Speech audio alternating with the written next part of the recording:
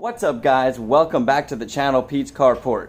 I want to thank you guys for joining me today, for subscribing if you're new to the channel, and for getting me over 1,000 subscribers in just over a year. So I'm pretty excited about that. I got a lot of awesome content coming, and if you didn't see the last video, I picked up the country's least expensive 2003 Range Rover HSE, and the car is in running condition. It's an awesome exterior and interior condition, and it just needs a few minor things, and we're going to get started on those today. So we're going to start with showing you guys how to save hundreds of dollars compared to going to the dealership or even going to one of those side-of-the-road oil change places, as well as another repair that can save you hundreds of dollars, and I'll show you guys complete examples of that. So what I've got right here is all the oil that I'm going to need for my car. Now, you have to pick up 9 quarts. I went down to Advanced Auto. They had a special. I really like the Castrol Edge. This is a full synthetic oil, highly recommended for the Range Rover specifically. And they recommend a 5W30 for most climates, but being that we're in Florida, it's the middle of the summer, I went with a little heavier weight and went with a 5W40 as recommended, not only online but by the guy at the store as well, and he was very familiar with what to use in these types of applications. Now, that came with a free oil filter. So look for these deals because this free oil filter actually has a price on it. The gentleman let me know I can return this and get a credit of $8.49 and still get this oil at the discounted price. So what I was originally going to do was go online for about $13. I could have ordered a Range Rover certified oil filter, but I ran out of time and I did a little bit of research and found that this CarQuest one is actually pretty good. So I'm going to run with it. I'm going to do a 3,000 or 4,000 mile oil change just to be safe. A lot of times it's the oil filter that actually doesn't last. The oil usually tends to hold up for 6,000 miles and even a little bit more. So get yourself some good oil. Get yourself a trusted oil filter that you know you can use. Stay away from Fram, as you guys will see all over the internet. Do not use one. I don't even know if they make it for this car, but I'm sure they do. And make sure you get one that comes with the replacement gasket for the oil filter. That's going to be in the housing, and then also for the oil pan, drain pan underneath, that'll replace the plug. That's a crush ring there. So make sure you get those. I paid $54 with tax out the door for 9 quarts of oil and the oil filter. I could have actually added 1 more quart of oil and got another oil filter, but I wasn't. I didn't feel like doing it at the time. But I recommend doing that if you're planning on keeping this car. I may be changing out to different oil and oil filter. This is more of a test for me, but I do really like the Castrol Edge. I saw some really good reviews online as well. Fill me in, guys. What's your favorite oil in your cars and what you're using in your state based on the weight and the heat and so forth? I love to hear your guys' input. A lot of people have their opinion, and it's usually due to what's worked out for them in the past. Castrol's worked out for me. Okay, guys, so when doing your own oil change, you want to make sure, first, safety. So get yourself some really nice jack stands. This is a very heavy vehicle. If you're going to be jacking it up, make sure, get yourself some ramps. But if you're going to be jacking it up, make sure you have jack stands. I like to use jack stands even with ramps, and I also like to chalk my tire so that it does not roll even if the emergency brake fails, which I do have pulled up. So make sure you follow all of these steps. These are just standard safety precautions. You do not want a vehicle falling on you. We are very fortunate that these SUVs today are nice and high, so you can get under them pretty easy. So you don't need a whole lot of lift. So don't go crazy jacking it up. Just get it up to where you can get under it and use the jack stands. So with that out of the way, make sure you get yourself a nice big drain pan. This thing is going to pump out about 8.5 to 9 quarts because we're putting 9 quarts back in there. Obviously, you'll have some that sits inside the oil filter and some that actually might have burned off during the difference between the oil changes. So I've got that under there. The drain plug is 17 millimeters. I'm going to show you guys how to access that. It is on the side of the oil pan. So it's not on the bottom like a lot of cars, but it's still very easy to access. And then your oil filter housing, it's a drop-in oil filter, is right here. I'm going to explain to you guys a little bit about this. It is a 36 millimeter nut on top. You can use some pliers to do this. You want to make sure you use a very good set of pliers. You do not want to strip that out. It can strip easily. In fact, I started to play around with using these really nice vice grip pliers and did not like the way they were working. So I borrowed this 36 millimeter socket from the gentleman next door who happened to have it, which was awesome. And then you want to hold this base here, and you want to use either a very large set of pliers, which is very common to be used, or one of these type clamps for oil filters, which is what I'm going to use to grip around that, hold that. These can break very easily, these mounting brackets here, but you can replace them, so do not freak out if you do break them. They're not super expensive, and it's very common that these do break. So with that out of the way, the rest of it is very simple. You basically undo this, you're going to pull your filter housing out, replace the rubber gasket, drop the filter housing back in, and then you're going to, you can actually fill it with oil at that time, which is suggested. That way you're starting off with oil in the filter housing so that it pumps to the car faster. So let me go ahead and show you guys the drain plug now. This way you know where that is. And I'm going to be using an open end wrench that is a ratchet wrench. And your drain plug is going to be right here, and it's a 17 millimeter. I'm going to be using the ratchet wrench here to take this off. And you just want to make sure you have a large pan and something to catch any oil that you might not get into the pan, so you can have a splash guard.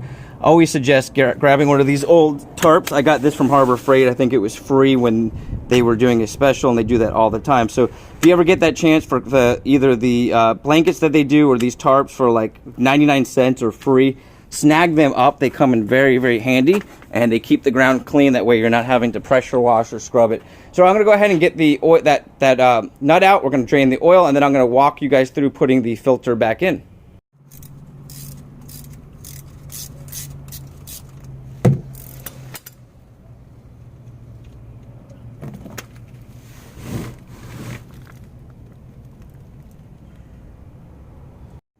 Okay, so I'm going to give that oil a good 20 to 30 minutes to fully drain out before we go back to putting the plug back in. But you want to make sure you clean this down, because these are usually magnetic and they're going to pick up any of the metal shavings. Also, they'll just get dirty and grimy, so I'm going to clean that off really nice. You do have the old ring. Make sure you toss that one so you don't mistake it, because once these are crushed on, they're not reusable, and you got a new one there. So I'm going to go ahead and get this all cleaned up and then get ready to add our we're going to get ready to take off the filter, the old filter, add that back in, and then we're going to be adding our oil. Okay, so while that oil is draining, I went ahead and loosened this up. Now that just needs to be snug, pretty snug. You want to make sure you tighten it up pretty tight, but not over tighten it. I would say approximately 50 foot-pounds if you were to estimate, but you don't want to go so high that you strip it out, because I have done that on another vehicle. Once you pull this off, wow, you can see how disgusting this is. So this car looked like it hadn't been changed in a while when I checked the dipstick, which it seemed like this guy just was hesitating to take care of his car, and this filter is absolutely shot. I'm going to pull this out with gloves, and I'm going to show you guys. I'm going to clean this whole thing out and hopefully get all this nasty gunk out. Okay guys, so I have absolutely never seen a filter or oil in this type of condition in a car that was running as well as this car was. I mean, I don't know if you guys, I want you to comment below if you've ever seen anything like this. Let me grab a glove, and I'm going to pull this up. Now, when you take these out, make sure you have a bag close by. I put some towels down below too to catch any overflow, and then you're going to snag that right into the bag. Also, this was a screw-on type, whereas the one that I purchased just kind of slides on. So be cautious when taking these out, because I couldn't pull it up, that you have the proper filter type that you're taking out. So 1 second, I'm going to grab that glove and we're going to take a look at this.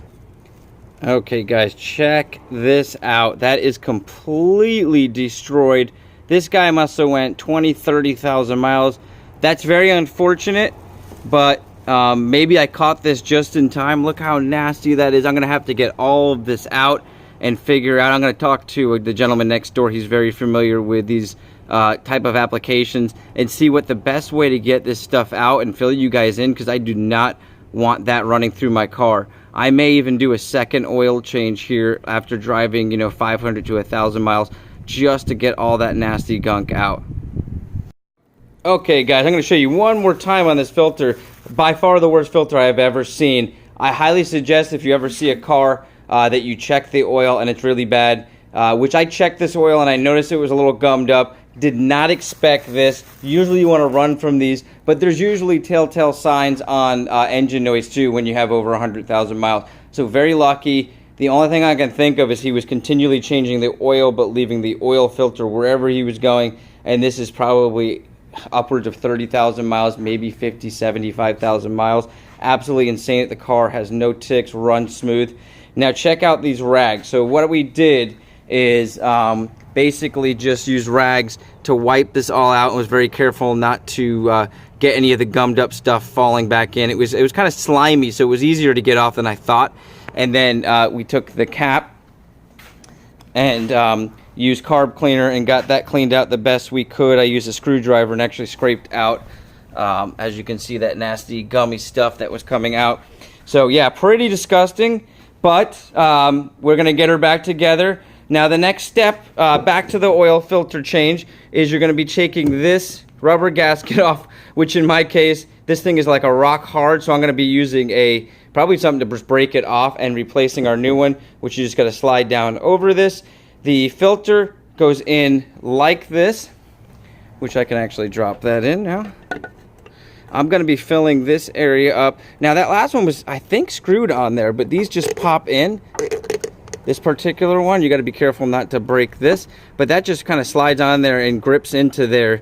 I'm wondering if that one was screwed on or if it was just in there so long that it seized itself to it. So there might not be a screw-on type. I might have just had a seized-on filter, which I have never seen anything like that. So yeah, if this car has lasted with that, I'm thinking it's gonna either be a really good running car or I'm gonna see some issues here in the short run. So I'm gonna have to decide whether I'm gonna sell this, because I can easily make my money back on this, or if I'm gonna use it to travel like I planned. So I'm gonna give it a couple thousand miles to see how this thing reacts to the oil change and kind of make my decision there. Let me know what you guys think. I'm sure a lot of you are gonna say get rid of it, but I really like the car and I like the features on it. So I'm gonna go ahead and pry this off, get it back on. We're gonna get our oil filter put back in. All right, guys, so this is the oil that came out of the car. This is some that actually spilled over. I don't know if I'm going to be able to give you guys any view in here of the oil, but it is like mud. Like, it literally looks like mud that comes out of a swamp. So I went to pour this into the 5-gallon jug, and it was barely coming out like sludge. So I don't know if this is a testament to how well this car can run.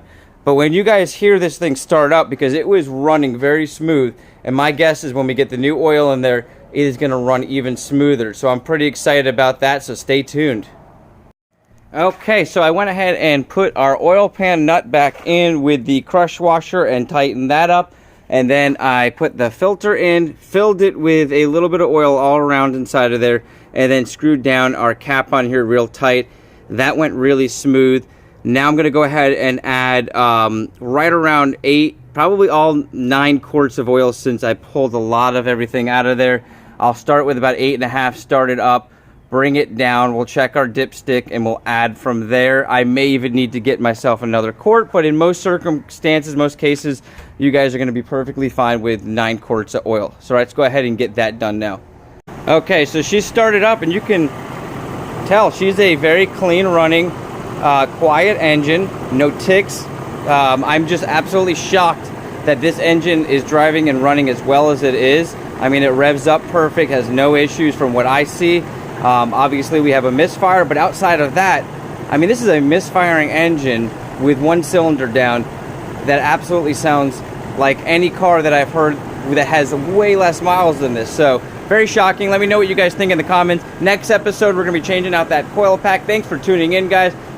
I'm Pete, this is Pete's Carport. Like, subscribe, and share, and have an awesome week.